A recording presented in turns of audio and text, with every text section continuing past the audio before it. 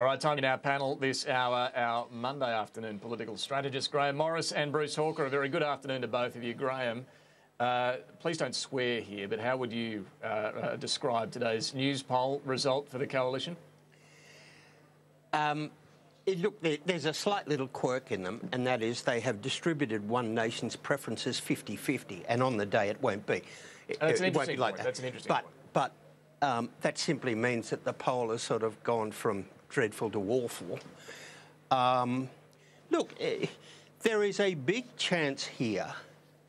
Well, look, the next election is going to be all about preferences, both sides. The primary vote of the major parties has gone. It has fallen. So the government will have to do a preference deal with One Nation. It's all about preferences now. With the Labor Party, it's to make sure the Greens' preferences stick. And with the coalition, it's all about One Nation and others making sure preferences stick. But on that figure, on that poll, you would have Mr Shorten almost doing a Stephen Bradbury, that everyone falls over and the bloke nobody really wanted to win does win, and in fact he would have unfettered power. The coalition would lose about 20 seats on that poll, and Bill Shorten would be Prime Minister with enormous power, and nobody could stop him. And I'm not sure that's what the electorate wants. Well, it'd be interesting to contemplate if we didn't have compulsory preferential voting, you know, what sort of parliament we might end up with and so on. But Bruce, just on this poll itself, I mean, yeah, to Graham's point there, Labor's primary vote still isn't flash. Bill Shorten's personal standing against Malcolm Turnbull isn't great either. But at the end of the day, he's on track to become Prime Minister if this sort of number is reflected in an election. Oh, he certainly is, 55-45. And although it's true that Labor might not expect to get 50% of One Nation's preferences, in recent elections they've been coming close to that number when they've actually been distributed in some state campaigns, and that happened also in Queensland a few years ago. So don't assume that people who are voting One Nation are automatically going to go back to the coalition, particularly if Malcolm Turnbull is the Prime Minister, because they abhor him. Let's not mince words here. You know, they find him absolutely abhorrent, and they're not going to support a Liberal Party that is headed by him. That's the reality that they have to deal with, and that's why these so-called deplorables are out there agitating for the return of Tony Abbott. But this is the thing about Malcolm Turnbull, Bruce. I mean, does he have appeal still in the centre, where, you know, in usual political theory, elections are won? I'm not sure if that still holds in today's political landscape, but does he have attraction still in the middle, do you think? Well, it still holds, by the way, in our elections, because we do have compulsory preferential elections. Compulsory voting. And so we are drawing people back into the middle. But look, he doesn't have support in the centre anymore because he's disappointed the centre, just as he's disappointed the right in politics. He's a chameleon. Ultimately, he just changes colour to suit the day or the time of day, and he stands for nothing. And people know that. And that's why he's so unpopular. Let's not pretend Graeme, anything else. That brings us to Tony Abbott's advice to the government offered on Thursday night about what it should be doing to turn things around. Did he have any good ideas? Look, there's nothing wrong with the advice. It's the way it's being delivered. And I've been around Parliament all day today talking to all sorts of people. And people talk about the straw that broke the camel's back. Well, there's a lot of camels around here with crook vertebrae today. People thought that this one was just one too far. And even those who have been on a sort of a list published today, they were saying, yeah, look, we were Tony supporters. We thought he got a bit dudded. But a couple of them were saying today, look, yeah, we thought Tony was dudded, but now at that stage, we thought he'd play the game and he'd be like a really good former Prime Minister and play the game. But he's gone from being dudded to, as far as behaving like a good former leader, to a bit of a dud. And there was this sort of mood today, which I haven't seen for a little while, and that is real disappointment in the way Tony Abbott has sort of reacted. And in this latest one, the ironic thing is that a couple of his best media supporters have almost hung him. and you think, oh, that's not how it was meant to be. And I think it's really disappointing that the troops, his supporters in the Parliament, are really disappointed because he's gone from being a possible saviour to now really affecting the vote on the coalition, and the troops don't like it. Bruce, I mean, there are plenty of comparisons have been made with Kevin Rudd trying to get the job back, ultimately getting the job back from Julia Gillard. I mean, is that parallel fair? You were there, you were involved. Is that what we're seeing now? Well, I think he's definitely trying to get the leadership back, but in his case, absence isn't going to make the heart grow any fonder. You know, they didn't like him as Prime Minister, and they won't like him if he was to become Prime Minister again, and that's where the difference lies with Kevin Rudd.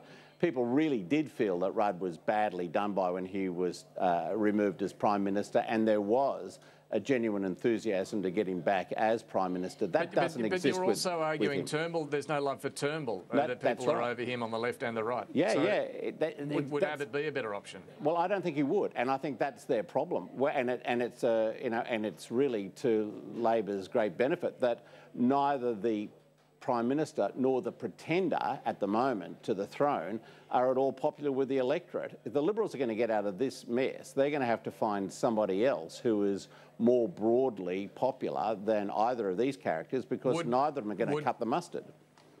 Would Labor fear someone like Peter Dutton, who's been talked about as the next great Conservative hope, someone who, you know, is a bit more defined about what he stands for, perhaps a bit more forthright, and not Labor be worried? And not so well known. And I think that, in a way, goes to Dutton's credentials now, you know, in inverted commas, because I don't really think he's a great shakes either. But I do think he is the biggest danger to Labor now, because unlike Abbott, I think he would have a potential to draw his party back together again, and would clearly mainstream a lot of One Nation values, which we're seeing very, prominently in the polling that we've seen in recent times. You know, they're on 30%. I mean, that's huge in some electorates. And Christensen, I'd be surprised if he'll be in the National Party by the time the next election's held. I think he'll be a One Nation candidate if they don't change their leader for somebody like Dutton. And I think Dutton's the most likely, I've got to say. That's a fascinating answer there, that he's the one Labor would be most worried about. Graeme, I better get a response from you on that. What do you think about the prospects, well, not the prospects, but how he would go as a leader, as a Prime Minister?